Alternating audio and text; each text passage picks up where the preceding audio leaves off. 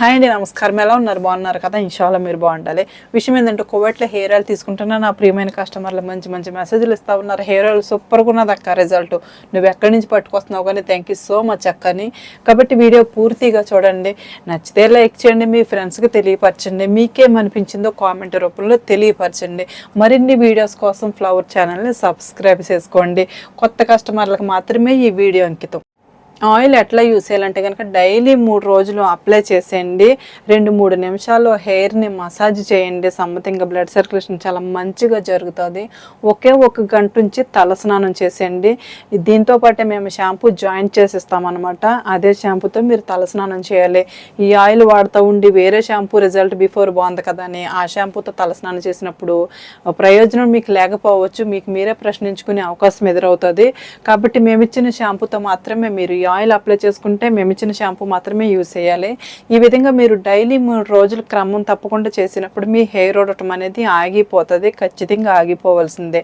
అంటే మీరు డబ్బులెట్టు కొనుక్కున్నది ఎంత మాత్రం వృధా కాకుండా ప్రయోజనం ఉన్నట్టే ఉపశమనం పొందేసేటట్లే.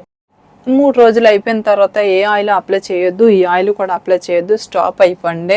మళ్ళీ 4వ రోజున అప్లై చేయండి. 1 గంట, గంటన్నర లేకపోతే 2 గంటలైనా సరే నో ప్రాబ్లం. మీకు వీలు కుదరకపోతే ఇట్లా మీరు వీక్లీ ఎన్నిసార్లు అయితే తలస్నానం చేస్తారో అన్నిసార్లు కూడా మీరు అప్లై చేసుకోవచ్చు. సేమ్ ఇదే ప్రాసెస్ అనమాట.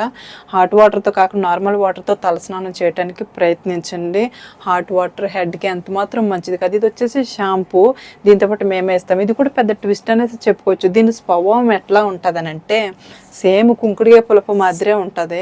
ఇదివరకు మనం కుంకుడుగాయ పులుపుతో తలస్నానం చేసినప్పుడు పక్కోళ్ళు సహాయం తీసుకునేవాళ్ళు. కొంచెం పులపేవంటే వాళ్ళు చాలా భయభక్తులు కలిగి పులపేసేవారు కదా.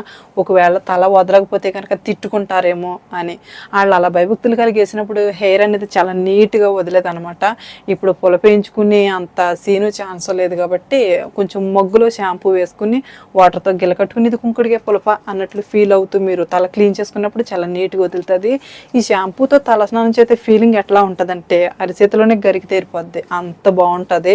వాడిన ప్రియమైన కస్టమర్లకి అందరికీ తెలుసు హెయిర్ ఆయిల్ గురించి కానీ షాంపూ గురించి కానీ కొత్త రకంగా చెప్పుకోవసరలా. ఇది కొత్త కస్టమర్లకు మాత్రమే. ఇంక ఇది ఇలా ఉంటే కొంతమంది కస్టమర్లు ఏం చేస్తారంటే హెయిర్ ఆయిల్ గ్రోతింగ్ బాగుంది కదా, ఎదుగుతుంది కదా, ఓడటం స్టాప్ అయింది కదా, ఇంకేవేవో ప్రయత్నాలు చేయాలని చేస్తూ ఉంటారనమాట. కొంతమంది అయితే డబ్బులెట్టు కొనుక్కున్నాం కదని నైట్ అప్లై చేసేసిన తెల్లవారులు ఉంచుకుంటారు. అది కరెక్ట్ కాదు. మన ఇంటికాడ వాతావరణానికి ఇక్కడ వాతావరణానికి చాలా డిఫరెంట్ ఉంటుంది. ఇక్కడ ఎక్కువ వేడి ఉంటుంది కాబట్టి చెమటలు పట్టేసి ఉక్కిపోతుంది. అది ఎంత మాత్రం కరెక్ట్ కాదు, అలా చేయొద్దు. ఈ ఆయిల్ అప్లై చేసుకున్నప్పుడు మీరు ఆ ఆయిల్ ఈ ఆయిల్ లేకపోతే మాస్క్లు అవి ఇవి మెంతులు పెరుగు నిమ్మకాయలు తేనెలు ఇలాంటివి ఏమీ పెట్టొద్దు. ఎందుకంటే ప్రేమగా పెంచుకున్న గులాబీ మొక్కైనా మల్లెపూ మొక్కైనా డైలీ వాటర్ వేసి అయితే ఓటేసి చచ్చిపోద్ది. కాబట్టి మీరు కొంచెం కేర్ చేసుకోండి. గాలి పీల్చుకొని ఉండే హెయిర్ని. మీకు తలకి గోరెంటాకు పెట్టుకునే అవకాశం ఉంటే పెట్టుకోవచ్చు. గోరెంటాకు పెట్టుకోవటం వల్ల ప్రతి దానికి కూడా ప్లస్ పాయింటే, ఎటువంటి సమస్య ఉండదు. హెయిర్కి ఎరుపెక్కిపోతుంది పెట్టుకోవటం వల్ల అనుకుంటారు, అట్లాంటిది ఏమి ఉండదు. కలరు షైనీ అనేది వస్తుంది. గోరింటాకు పెట్టుకోండి అంటే చేతికి పెట్టుకుని కోను అందంగా కనపడండి కాదు, హెయిర్కి పెట్టుకోండి అనేసి నేను చెప్తా ఉన్నాను అనమాట. చాలా బాగుంటుంది. గోరింటాకు కూడా పెట్టుకోవాలక్క నూనె వాడితే అని మీకు ఒక డౌట్. మళ్ళీ పెట్టుకోవాలనే సిస్టమ్ లేదు. మీకు పెట్టుకుని ఇంట్రెస్ట్ ఉంటే గోరింటాకు పెట్టుకోవచ్చు. అది పౌడర్ కానీ న్యాచురల్ కానీ. ఇదండి ప్రాసెస్, హెయిర్ ఆయిల్ ప్రాసెస్. కాబట్టి శుభ్రంగా తినండి, నిద్రపోండి. మనిషి అన్నాక కష్టాలు, ముక్కన్నాక రొంప పడుతుంది.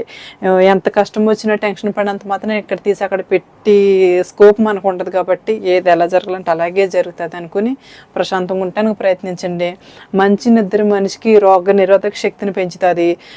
ఫేస్ స్కిన్ బాగుంటుంది, హెయిర్ బాగుంటుంది. A to Z అన్ని విధాలుగా కూడా నిద్ర చాలా మంచిది. వాటర్ తాగండి, తిండి తినండి. హెయిర్ పొడి ఆరిపోయిన తర్వాత చిక్కి తీయండి. కొంతమంది తెడతాల మీద కుస్తీ పడుతూ ఉంటారనమాట. తెడతాల మీద చిక్కి తీసుకుంటే మెత్తగా వస్తుంది చిక్కు అన్నట్లుగాని పొడి ఆరిపోతే చికాగ్గా ఉంటుందని అది చాలా పెద్ద మిస్టేక్ అనమాట.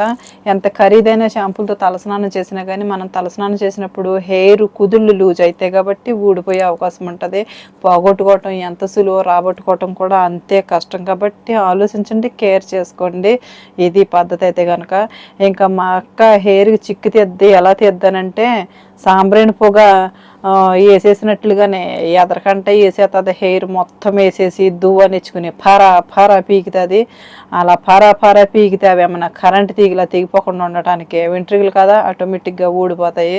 మీరు అలా చేయకోకుండా నిదానించి చిక్కిసి తీసుకోండి. ఇదండి హెయిర్ ఆయిల్ ప్రాసెస్. ఇదంతా చూసిన తర్వాత మీకు ఏదో ఒకటి అనిపించింది కదా, అర్థమైంది, అర్థం అవ్వలేదు, బాగా చెప్పావక్క, లేకపోతే బాగా చెప్పలేదక్క, మాకేమీ తెలియలేదక్క అని ఏదో సంథింగ్ మీ మనసులో ఏదైతే అనిపించిందో కామెంట్ రూపంలో తెలియపరచండి. ఇట్లాంటి వీడియోస్ కోసం ఛానల్ సబ్స్క్రైబ్ చేసుకోండి. Thanks for watching. ఇప్పటి వరకు చూసినందుకు ఓపికగా థ్యాంక్ యూ.